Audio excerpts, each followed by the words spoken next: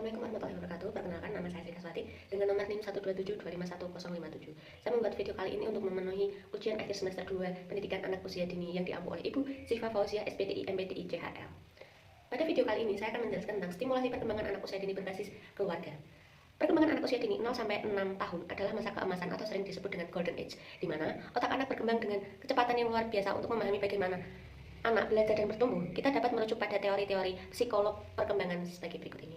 Yang pertama adalah teori dari Jean Piaget. Jean Piaget menyebutkan bahwa anak-anak itu adalah ilmuwan kecil yang aktif membangun pengetahuan mereka sendiri melalui interaksi dengan lingkungan. Pada anak usia dini, anak-anak berada pada tahapan pra-operasional, di mana mereka belajar paling baik melalui benda-benda konkret atau benda-benda nyata yang berada di sekitar mereka. Dan aktivitas bermain peran, jadi anak-anak suka bermain peran. Yang kedua adalah teori Levi-Vygotsky. Vygotsky menekankan bahwa belajar melalui interaksi sosial dengan orang dewasa atau teman sebayanya yang lebih mampu adalah konsep yang disebut dengan Zone of Proximal Development atau ZPD, yaitu jarak antara apa yang biasa dilakukan anak secara mandiri dan apa yang biasa dilakukan dengan bantuan atau bimbingan atau sering disebut dengan scaffolding dari orang tua. Yang ketiga adalah teori kecerdasan majemuk dari Howard Gardner. Gardner menyatakan bahwa kecerdasan anak tidak tunggal atau bukan hanya soal pintar matematika, bahasa. Setiap anak memiliki kecerdasan masing-masing, mulai dari kecerdasan genetik, visual, spesialis, musik, interpersonal, hingga kepekaan terhadap alam. Jadi, anak yang cerdas bukan hanya tentang matematik dan bahasa, tetapi melalui banyak sekali.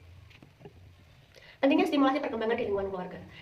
Sebagaimana yang kita tahu, keluarga adalah madrasah pertama dan utama bagi anak. Mengapa stimulasi di rumah begitu krusial? Karena satu, orang tuanya sibuk bekerja dan dia dititipkan di daycare atau di tempat-tempat penitipan anak, misalnya di momongke, di tetangga, atau yang lain sebagainya. Peletakan fondasi karakter dan mental, mulai dari pola asuh dan stimulasi yang penuh kasih sayang di rumah, membentuk rasa aman. Rasa aman inilah yang menjadi modal utama anak untuk berani mengeksplor dunia luar dan percaya diri. Optimalisasi otak. Setiap stimulasi, sentuhan, obrolan, atau permainan yang diberikan orang tua akan membentuk sambungan baru di otak. Jika jarang distimulasi, sambungan anak tersebut akan menyusut. Contohnya yang sering terjadi adalah ketika anak-anak jarang dilakukan stimulasi, maka anak-anak akan, satu, mungkin keterlambatan bicara, dua, mungkin dia stimulasinya akan berkurang dengan rangsangan-rangsangan benda, atau mungkin fokusnya juga akan berkurang. Selanjutnya itu keberlanjutan belajar. Waktu anak di sekolah itu sangat terbatas. Kebanyakan waktunya dihabiskan di rumah. Rumah menyediakan waktu luang yang lebih panjang dan fleksibel untuk mengulang atau memperkuat, mempraktikkan apa yang telah anak pelajari di luar. Misalnya ditanyakan, tadi kegiatan di sekolah seperti apa, permainan apa yang diajarkan di sekolah.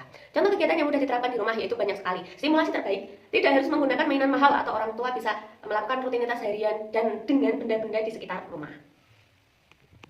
Contohnya adalah ketika kita mau makan, kita ajarkan anak-anak untuk berdoa makan. Itu adalah salah satu kegiatan praktis di rumah dan memiliki aspek perkembangan, yaitu nilai agama dan moral. Sebelum makan, mungkin kita bisa mengajak anak-anak untuk menghitung sendok. Itu termasuk juga kegiatan dari kognitif. Belajar konsep matematika, berhitung awal tidak harus serta-merta dengan menggunakan pensil dan buku, melainkan melalui banyak hal di sekitar kita atau benda-benda.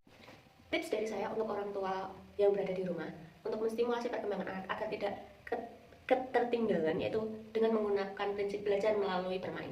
Kita bisa mengajari anak-anak kita bermain dengan belajar. Misalnya kita bisa mengenal bentuk-bentuk dari mainan, bisa menghitung mainan, bisa menyebutkan warna-warna dari mainan yang dimiliki di rumah. Tidak serta-merta menggunakan lembar kerja atau menggunakan buku-buku yang membosankan. Hadir secara utuh. Ketika kita menstimulasi bersama anak-anak, tinggalkan gadget atau HP kita. Juga pekerjaan kita. Kita harus fokus kepada anak-anak kita, menata matanya, menanggapi ceritanya, dan berikan perhatian. Walaupun hanya sekitar 15-20 menit, itu sangat berarti untuk anak-anak. Fokus pada proses, bukan hasil akhirnya. Jadi kita harus mengetahui proses anak-anak kita. Jadi misalkan anak-anak kita dapat menyimpan mainannya, kita harus mengucapkan terima kasih anak-anak, terima kasih nak sudah mau membereskan mainannya sendiri sampai rapi. Jangan kita katakan, wah kamu pintar, kamu rajin, kamu hebat. Karena kalimat pujian itu nanti akan selalu diingat anak-anak kita. Karena di sekolah nanti mereka akan terbiasa dengan kalimat-kalimat tersebut. Manfaatkan lingkungan sekitar rumah kita. Jangan takut kotor, jangan takut dengan alam sekitar kita. Karena alam kita itu menyediakan banyak sekali ragam mainan atau ragam kegiatan, misalnya dari tumbuhan, binatang, tanaman, dan masih banyak yang lainnya.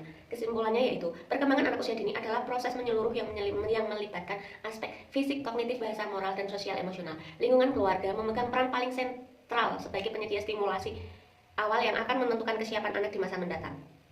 Stimulasi yang efektif di rumah tidak memerlukan fasilitas yang mewah, melainkan kreativitas orang tua dalam